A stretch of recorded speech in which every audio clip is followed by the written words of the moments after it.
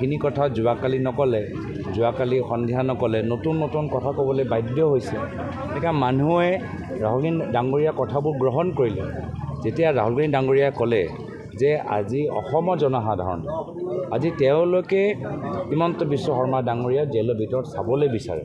যি খেতিয়কসকল, যি সাংবাদিকসকল, যিসকল আজি চৰকাৰী বিষয়া, যিসকল আমাৰ গাঁৱৰ দুখীয়া ৰাইজ, যিসকলৰ ওপৰত মুখ্যমন্ত্ৰী ইমান অত্যাচাৰ কৰিছে, এই গাঁৱৰ মানুহবোৰ য'ত তেওঁলোকে নিজে দেখিছে যে মুখ্যমন্ত্ৰীৰ পৰিয়ালৰ সদস্যসকল কিমান বিঘাই মাটি কিনি আছে, সেইসকলে আজি হিমন্ত বিশ্ব শৰ্মা ডাঙৰীয়াক জেলৰ ভিতৰত চাবলৈ বিচাৰে।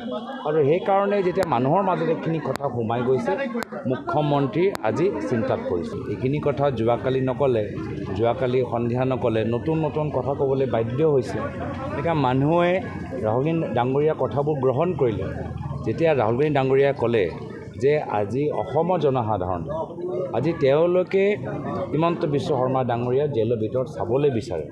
যি খেতিয়কসকল, যি সাংবাদিকসকল, যিসকল আজি চৰকাৰী বিষয়া, যিসকল আমাৰ গাঁৱৰ দুখীয়া ৰাইজ, যিসকলৰ ওপৰত মুখ্যমন্ত্ৰী ইমান অত্যাচাৰ কৰিছে, এই গাঁৱৰ মানুহবোৰ য'ত তেওঁলোকে নিজে দেখিছে যে মুখ্যমন্ত্ৰীৰ পৰিয়ালৰ সদস্যসকল কিমান বিঘাই মাটি কিনি আছে, সেইসকলে আজি হিমন্ত বিশ্ব শৰ্মা ডাঙৰীয়াক জেলৰ ভিতৰত চাবলৈ বিচাৰে।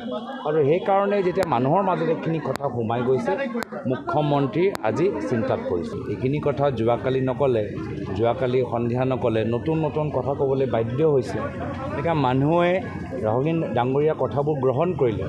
যেতিয়া ৰাহুল গান্ধী ডাঙৰীয়াই ক'লে যে আজি অসমৰ জনসাধাৰণ আজি তেওঁলোকে হিমন্ত বিশ্ব শৰ্মা ডাঙৰীয়া জেলৰ ভিতৰত চাবলৈ বিচাৰে।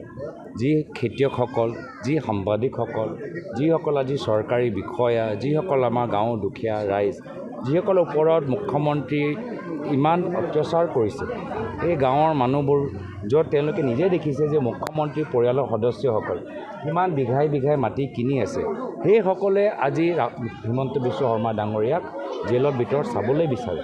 আৰু সেইকাৰণে যেতিয়া মানুহৰ মাজত এইখিনি কথা সোমাই গৈছে, মুখ্যমন্ত্ৰী আজি চিন্তাত পৰিছে। যিকোনো খবৰৰ বাবে যোগাযোগ কৰক 7099017330 লগতে 7099017110 নম্বৰত।